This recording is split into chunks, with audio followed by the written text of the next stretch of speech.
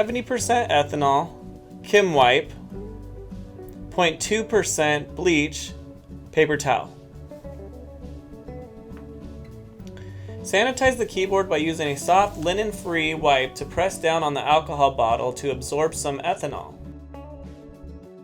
Rub the wipe on the top and sides of each key, and then clean the surface and bottom of the keyboard thoroughly.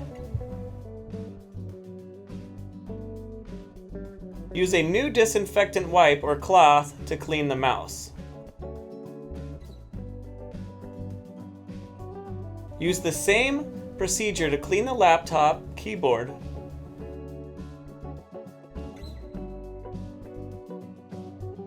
But do not apply to the screen. It will damage the screen.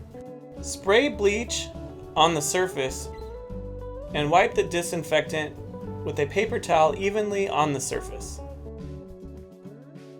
Make sure to allow the surfaces to fully air dry, at least 5 minutes.